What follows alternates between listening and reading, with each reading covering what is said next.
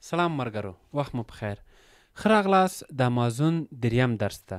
رفیع الله رحماني یم. لکه څنګه چې مونږ اول درس دویم درس د موضوعاتو چې څنګه امازون څه شی ده، امازون کې افغانان څنګه کاروبار شروع کوی شي، همداسې مونږ په دې خبرې وکړلې چې کوم اسناد ضروري دي د امازون لپاره، لږ څه ناسم معلومات مو تاسو ته درکړل.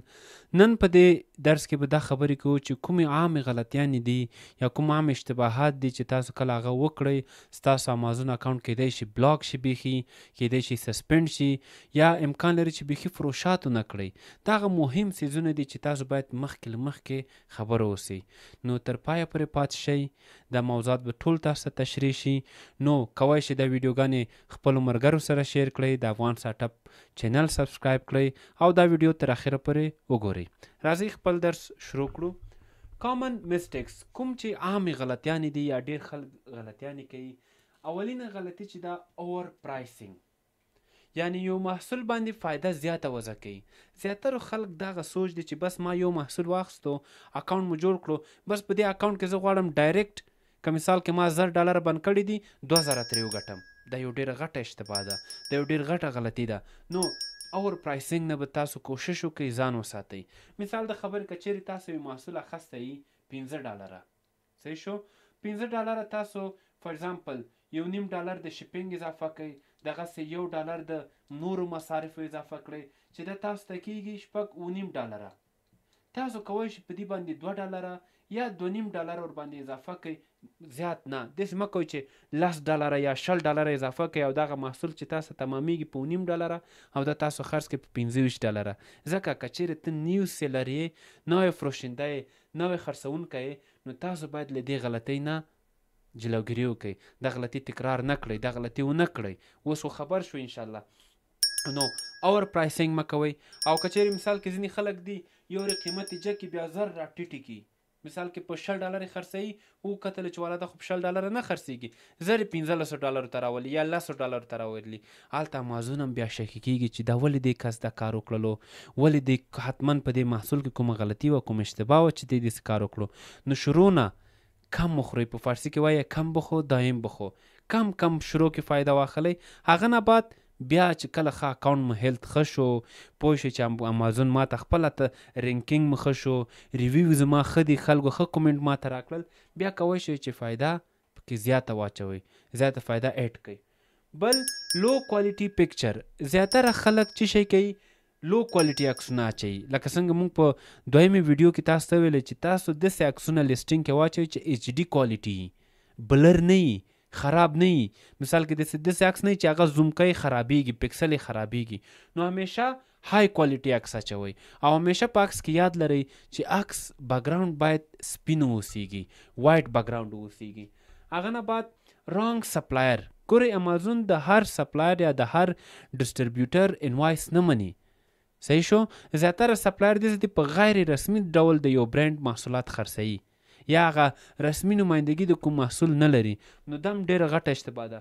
تاسو همیشه چې سپلایر هم انتخابوئ، وریفاید سپلایر انتخاب کړئ. د سپلایر چې هغه ویب سایټ ولري، د سپلایر چې هغه فروشات یې مخکې کړي په علي اکسپریس کې یا علي بابا کې، یعنی 100 کاله تجربې کاري ولري، ریویو یې ښه اوسیږي. نو د سپلایر نه مال واخلئ او په شروع کې ورته وایاستئ چې آیا ستاسو دغه انوایس چې تاسو موږ ته راکوئ آیا امازون یې قبلوي، او که چیرې قبول نه کړو آیا د محصولاتو تاوان ته بیرته منئ یا نه.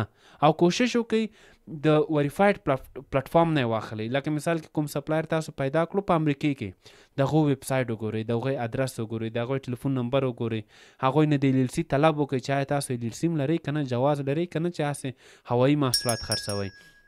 او چې دا څنګه تاسو معلوم کړئ چې جواز اصلي ده یا بدل، دا به انشاءالله آینده درسو کې به موږ تاسو ته وړاندې کوو. هغه نه بعد اګنورینګ کسټمرز، زیاتره خلک دغسې دي چې کله مثال کې کوم کومنټ وشي محصول په باره کې، یو مشتری ریویو ورکړي چې یا مثال کې دا محصول کوالټي خرابه وه او یا دا محصول ماته ناوخته راورسېدو، نو دوی څه شی کوي، ریویو ته یې توجه نه ورکوي، اګنور کوي، صرف نظر کوي چې زه نو هېڅ شی نه ده، خیر ده. نه ډېر غلط تاثیر کوي ستاسو امازون اکاونټ باندې. او بل فیک LLC، ګورئ زیاتره کشورونو کې تاسو مثال کې دا څنګ ته همسایه کشورونو کې انډیوالان به لرئ یا دوستان به لرئ، LLC پې جوړه کوي، هر کاروبار کې ګوره فریب دوکه روانه ده. دې شي ته هم ډېر متوجه اوسئ چې فیک LLC جوړه نه کوي. زیاتره شرکتونه دي چې شی کې درته وایي LLC ارزانه درته جوړوي، خو څه کوي د بل چا LLC راخلي، ستاسو نوم د هغه نوم بدلوي، تاسو نوم پکې اټکوي، تاسو یې دغه د LLC. امازون خو څه ګپ نه ده. امازون اسناد چک کوي، نمبر چک کوي، پروسس کوي، چاهے د LLC اصلي ده یا بدله. نو همیشه چې کله مې LLC مو واخیسته، LLC تاسو ته یو نمبر درکوي، فایل نمبر. هغه فایل نمبر د امریکې آفیشل ویب سایټ کې چې کوم د گورنمنت ویب سایټ ده، په هغه کې هماغه نمبر سرچ کوي، بیا یا دغه LLC زما اصلي ده یا بدله ده. نو دغه و د امازون درسونه. امید لرم چې شی مو زده کړي او دا درسونه هم کافي نه دي. د درسونو باندې هم تاسو نشئ کولی چې ډایرکټ امازون ته داخل شي. د درسونه هغه کسان لپاره دي چې بیخي د امازون نه لږ معلومات لري، ډیر خبر نه دي، او یا که خبر دي له مختلفو ځایونو نه خبر دي. نو د ویډیو کې به تاسو ته مکمل دغه 3 ویډیوګانې چې کومې کمپلیټ شوې د افغان سټارټ اپ په یوټیوب چینل اپلوډ کیږي، د مکمل وګورئ. بیا دې نه بعد چې کله د ویډیوګانې مو کتلې، افغان سټارټ اپ تاسو ته VIP کلاسونه هم لري، VIP صنفونه لري، هم آنلاین او هم حضوري. د افغانستان په هر چیرته چې یاستئ یا په خارج کې یاستئ، په پښتو په دري ژبه کې تاسو ته صنفونه وړاندې کوي. صحیح شو. په حضوري شکل کې په کابل کې تاسو ته مونږ ځای جوړ کړی دا، کولی شئ چې په حضوري شکل کې زمونږ VIP صنفونه اشتراک وکړئ. نو ګورئ امازون ډېر ښه اپارچونیټي ده، ډېر ښکلی چانس ده. تر 2013 پورې ګوره قانونونه ورځ په ورځ د کاروبار سختیږي، ورځ په ورځ مارکیټ کې خلک ډېر راځي، ورځ په ورځ مارکیټ سختیږي. له دې نه مخکې چې رقابت زیات شي، تاسو لاس په کار شئ، وخت نه ګټه واخلئ. او که چیرې واقعا جدي یاستئ، د ویډیوګانې مو کتلي، د افغان سټارټ اپ VIP صنفونه مکمل وګورئ، مکمل صنفو سره جاین شئ، اشتراک کړئ. دومره فیس نه ده چې دغه فیس تاسو په مختلفو څیزونو مصرفوئ، یا مهمانیانو باندې، یا ناقه څیزونه ځان ته اخلي، یا که نجونې دي ناقه لپسري نو بې ځایه سامانونه ځان ته اخلي. نو د هغه په ځای چې تاسو په ناقه شیانو مصرف کړئ، په ځان سرمایه ګذاري وکړئ، په ځان پیسې بندې کړئ. صحیح شو.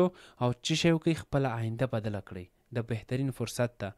نو د امید لرم چې تاسو د ویډیو تر اخره پورې کتلی، چې شی مو ورنه زده کړي.